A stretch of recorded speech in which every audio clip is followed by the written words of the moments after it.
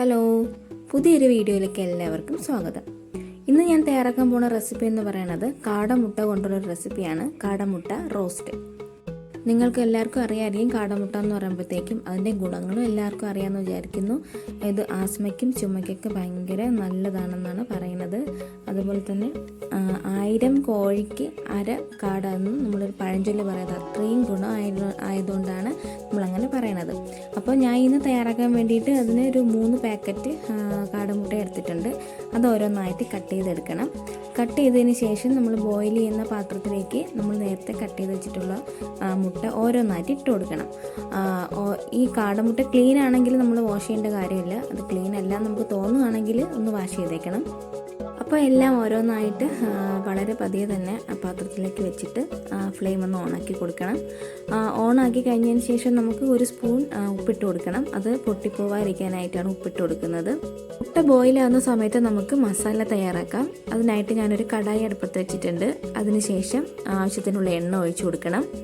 എണ്ണ ഒന്ന് ചൂടായി വരുമ്പോഴത്തേക്കും നമുക്ക് ആവശ്യത്തിനുള്ള കടുകും അതിൻ്റെ ഒപ്പം തന്നെ ഞാനൊരു 3 പീസ് പട്ട ഇട്ട് കൊടുക്കുന്നുണ്ട്. അതും കൂടി ചേർത്ത് കൊടുത്തിട്ട് നന്നായിട്ടൊന്ന് ചൂടാക്കണം.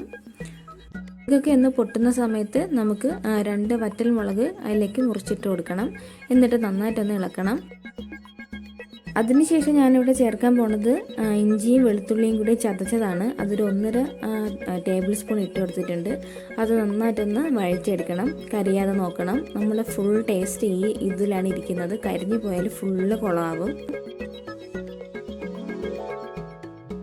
നമ്മളുടെ ഇഞ്ചി വെളുത്തുള്ളി ഇപ്പം മൂത്തിട്ടുണ്ട്. ഇനി നമുക്കിതിലേക്ക് ആഡ് ചെയ്യാനുള്ളത് സ്ലൈസ് ചെയ്ത് വെച്ചിട്ടുള്ള 3 ഇടത്തര സവാളയാണ്. വളരെ കട്ടി കുറഞ്ഞ് അരിഞ്ഞതാണിത്. നിങ്ങൾ കട്ട് ചെയ്യുന്ന സമയത്ത് വളരെ കട്ടി കുറഞ്ഞ് വേണം അരിയാനായിട്ട്.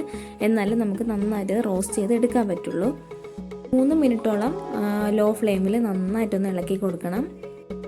നേരത്തെ പറഞ്ഞ പോലെ ആസ്മയ്ക്ക് മാത്രമല്ല, നമ്മുടെ ബ്ലഡിൻ്റെ അളവ് കൂട്ടുന്നതിനും അതുപോലെ തന്നെ ഹൃദ്രോഗത്തിനും സന്ധിവേദനയ്ക്കൊക്കെ ഇത് വളരെ ഗുണം ചെയ്യുന്നതാണ് പറയണത്.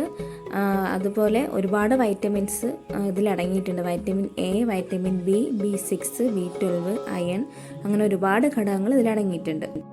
ഇനി നമുക്കിതിലേക്ക് കുറച്ച് ഉപ്പിട്ട് കൊടുക്കാം. ഉപ്പിട്ട് കൊടുത്തതിന് ശേഷം നന്നായിട്ടൊന്ന് ഇളക്കി കൊടുക്കണം. ഇനി ഞാനിവിടെ ചേർക്കാൻ പോണത് ഇഞ്ചിയുടെ ഇലയാണ്. 2 ഇഞ്ചിയുടെ ഇല ഞാനിവിടെ മുറിച്ച് ചേർക്കുന്നുണ്ട്. ഇത് ചേർക്കുന്ന സമയത്ത് നമുക്ക് മല്ലിയില ഇല്ലെങ്കിലും കറിവേപ്പില ഇല്ലെങ്കിലും പ്രശ്നമില്ല. ഇനി നമുക്ക് ചെയ്യാനുള്ളത് നമുക്കിതൊന്ന് അടച്ചു വെച്ച് കുക്ക് ചെയ്തെടുക്കണം. ഉള്ളി നന്നായിട്ട് വേവാനാണ്. നന്നായിട്ട് വെന്ത് കിട്ടണം. എന്നാലും നമ്മൾ നന്നായിട്ടൊന്ന് റോസ്റ്റ് ചെയ്തെടുക്കാൻ പറ്റുള്ളൂ. അപ്പോൾ നമ്മൾ നേരത്തെ ബോയിൽ ചെയ്യാൻ വെച്ചിട്ടുള്ള മുട്ടയൊക്കെ ഇവിടെ നന്നായിട്ട് തിളച്ച് കുക്കായിട്ടുണ്ട്. ഇനി നമുക്കിതിൻ്റെ ഫ്ലെയിം ഒന്ന് ഓഫ് ചെയ്യാം. അപ്പോൾ ഉള്ളി ഞാനിവിടെ ഒരു 5-10 മിനിറ്റ് കുക്ക് ചെയ്തെടുത്തിട്ടുണ്ട്. വീണ്ടും നന്നായിട്ടൊന്ന് ഇളക്കി കൊടുക്കണം. നമ്മൾ അടച്ചു വെച്ച് വേവിക്കുന്ന സമയത്ത് അതിൽ ഈർപ്പത്തിൻ്റെ അംശം കാണും. അത് അടച്ചു വെച്ച് വേവിക്കുന്ന നീരാവിയൊക്കെ ആയിട്ട് അതിൻ്റെ ഈർപ്പത്തിൻ്റെ അംശം കാണും. അപ്പോൾ അത് പോകുന്നത് വരേക്കും ഇതുപോലെ നന്നായിട്ട് വീണ്ടും ഒന്ന് വഴറ്റിയെടുക്കണം.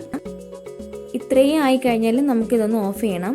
കാരണം ഇനി ഒരുപാട് മുട്ട ഉണ്ട് പൊളിക്കാനായിട്ട്. അപ്പോൾ പൊളിക്കുന്ന സമയത്ത് ഉള്ളി അവിടെ കിടന്നിട്ട് കരിഞ്ഞു പോകാൻ ചാൻസ് ഉണ്ട്. അതുകൊണ്ടാണ് ഞാൻ ഓഫ് ചെയ്യണത്. ഈ സമയത്ത് നമുക്ക് മുട്ട ഒന്ന് പൊളിച്ചെടുക്കണം. മുട്ട പൊളിക്കുന്ന സമയത്ത് ഒരു സ്പൂണ് കൊണ്ട് ഇതുപോലെ ഒന്ന് തട്ടി കൊടുത്താൽ നമുക്ക് വളരെ പെട്ടെന്ന് തന്നെ അതിൻ്റെ തോട് ഇളക്കി എടുക്കാൻ പറ്റും.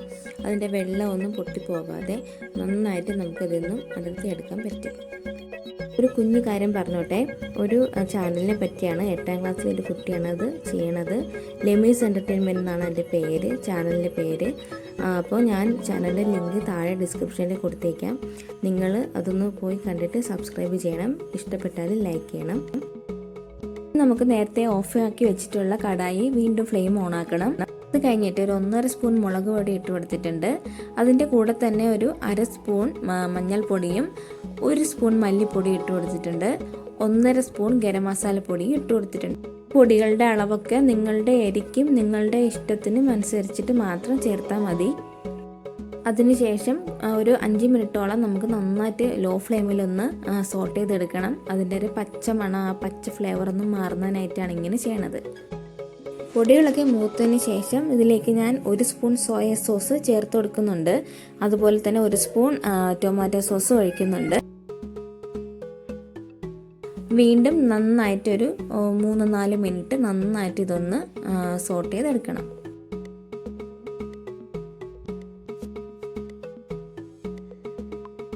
ഇനി നമുക്ക് ചെയ്യാനുള്ളത് ഒരു 2 ടേബിൾ സ്പൂൺ വെള്ളം ഒഴിച്ചു കൊടുക്കണം. ഇത് കുക്കാവാനായിട്ടല്ല, ആ മസാലയൊക്കെ എല്ലാ ഭാഗത്തും ഒരുപോലെ ഒന്ന് പിടിക്കാനായിട്ടാണ് വെള്ളം ചേർത്ത് കൊടുക്കുന്നത്. വീണ്ടും നന്നായിട്ടൊന്ന് ഇളക്കി കൊടുക്കണം. ഇതിപ്പോൾ നമ്മൾ നേരത്തെ തോടൊക്കെ പൊളിച്ചെടുത്തിട്ടുള്ള മുട്ടയാണ്. ആ മുട്ട നമുക്ക് ഓരോന്നായിട്ട് എടുത്തിട്ട് ഇതുപോലെ ഒന്ന് കത്തി കൊണ്ടൊന്ന് വരഞ്ഞു കൊടുക്കണം. അതെന്തിനാന്ന് വെച്ചാൽ അതിൻ്റെ മസാലയൊക്കെ നന്നായിട്ട് അതിൻ്റെ ഉള്ളിലേക്ക് കയറി പോകാനായിട്ടാണ്.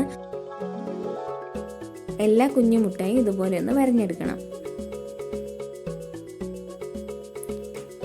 ഉള്ളിയൊക്കെ നന്നായിട്ട് റെഡി ആയി കഴിഞ്ഞാൽ ഇനി നമുക്കിതിലേക്ക് നമ്മൾ നേരത്തെ പൊളിച്ച് വെച്ചിട്ടുള്ള കുഞ്ഞു കുഞ്ഞു മുട്ടകൾ ഇതിലേക്ക് ഇട്ട് കൊടുക്കാം.